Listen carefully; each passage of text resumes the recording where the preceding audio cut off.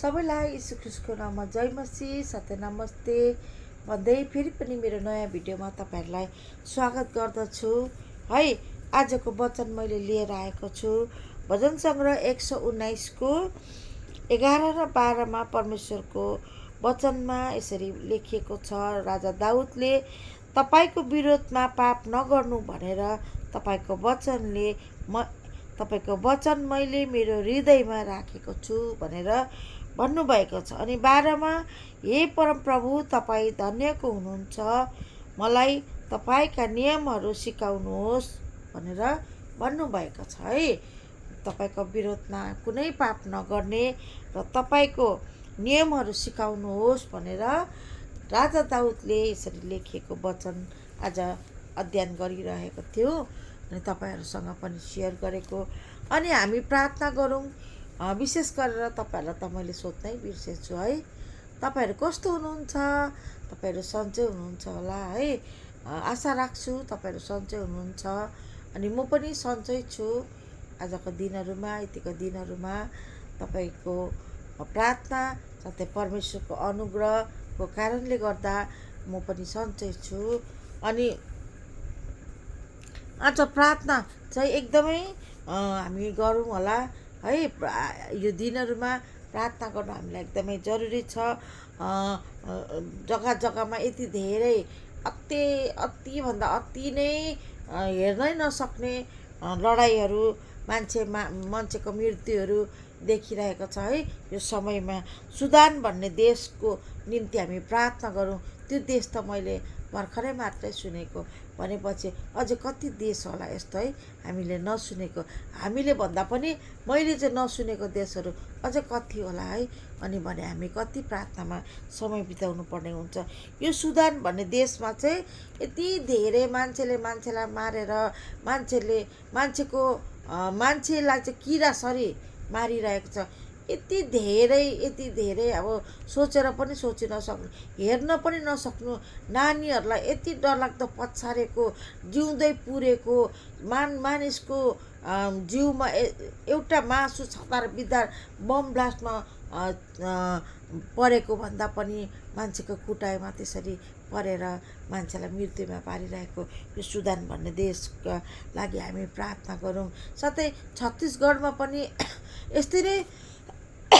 यस्तै नै भइरहेको छ। आजभोलि यति धेरै अत्याचार भइरहेको छ। मान्छेलाई गनिरहेको छैन।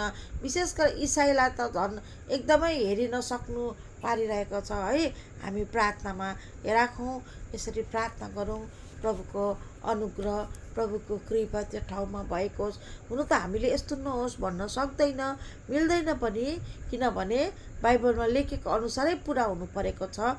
तर हामी प्रार्थना यति चाहिँ गर्न सक्छौँ, त्यस ठाउँमा भएका हरेक बासिन्दाले सामर्थ शक्ति पाएको होस्। अनि जो मानिसले अत्याचारमा त्यहाँ पुर्याइरहेको छ, अत्याचारको लागि सरसल्लाह दिइरहेको छ, अत्याचारको लागि अगाडि बढिरहेको छ, उनीहरूको निम्ति हामी प्रार्थना गरौँ। उनीहरूको हृदयसँग प्रभु बोल्नु भएको होस् भनिकन हामी प्रार्थना गरौँ, ताकि समय छँदा नै उनीहरूले पनि प्रभुलाई चिन्न सकुन् भनिकन हामी प्रार्थना गरौँ है। हुन्छ, प्रार्थना गरौँ तपाईँहरू पनि मिलेर। प्रभु परमेश्वर, पिता पुत्र पवित्र आत्मा त्रिएक परमेश्वर, अहिले भर्खरै मात्रै सुनिरहेको थियौँ, देखिरहेको थियौँ यसरी भिडियोहरू हेर्दा यति साह्रो डरलाग्दो कुरोहरू प्रभु आज सोचि नसक्नु, सुनि नसक्नु, विचार गरि नसक्नु भन्ने कुराहरू लिएर प्रभु तपाईँको चरणमा राख्दछु।